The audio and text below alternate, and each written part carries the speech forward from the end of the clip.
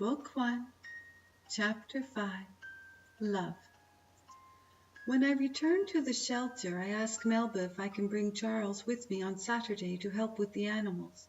She said it would be nice to have a friend of mine over, and that she would send the paperwork home to get his parents' approval and signature.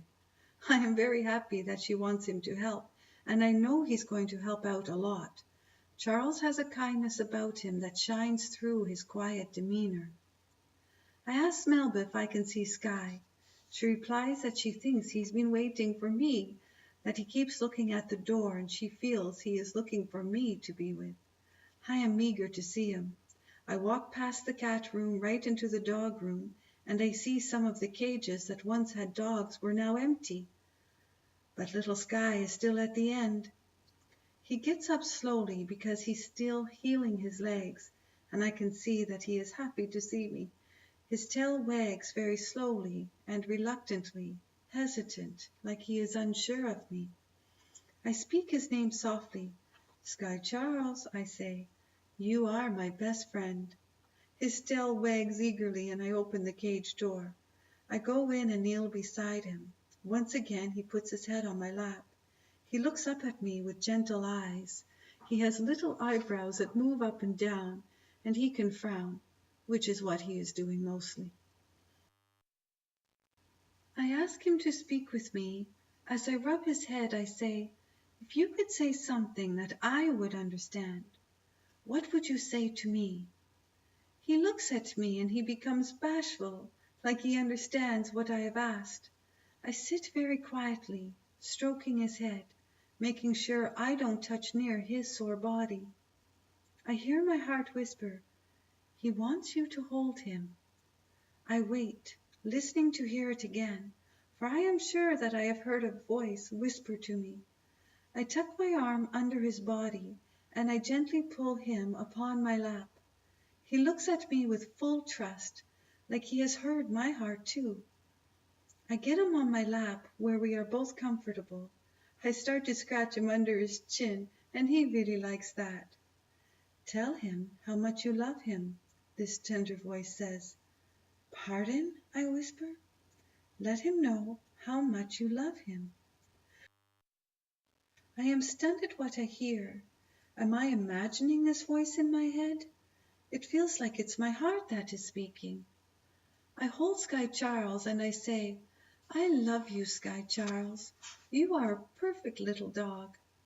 His eyebrows lift like he understands exactly what I have just said.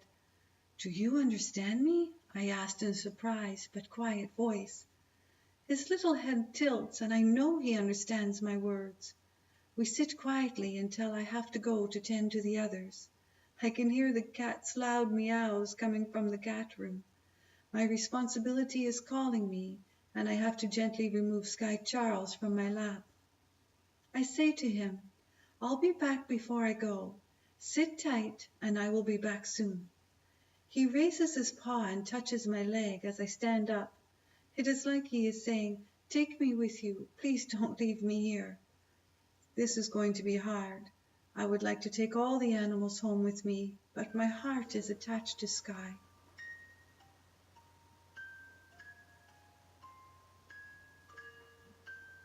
When I return home, I tell my mom and dad about hearing a voice inside my heart, to which my dad replies, "You heard your heart?"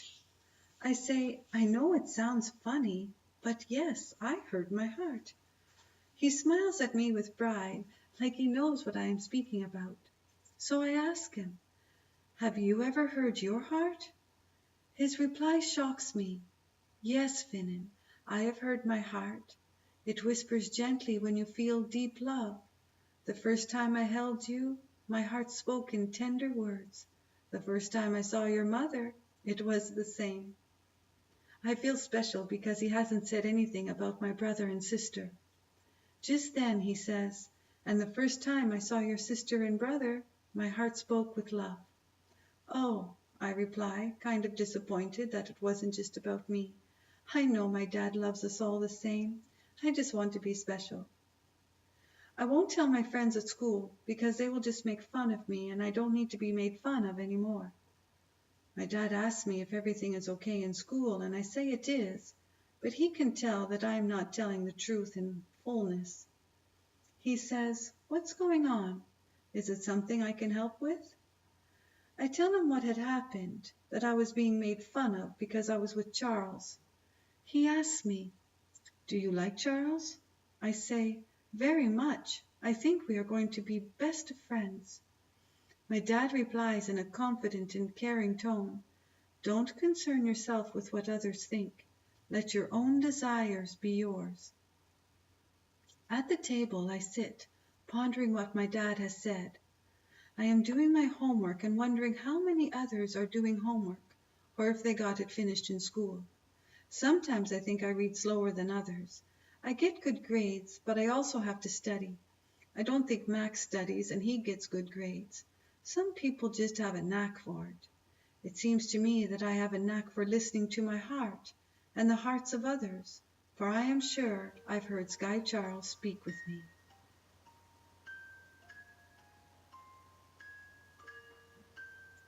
It is time for bath and bed. I am happy to go because I've had a very busy day at the shelter. It takes a lot of work to feed all the animals and to clean all the cages, but I really love doing it. It doesn't feel like work. It feels like I'm in the right place at the right time. I get into bed and start to watch the lights stroll by the window. Upon my ceiling, as each car drives by, the lights enter and exit the room.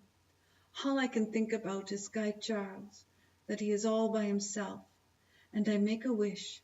I wish that he can be my dog, be my friend to play with. I want to have Sky Charles as my friend, not as my pet. I fall asleep asking and wishing that Sky is safe, and that my family is safe, and that maybe, just maybe, one day, Sky could belong to me and my family.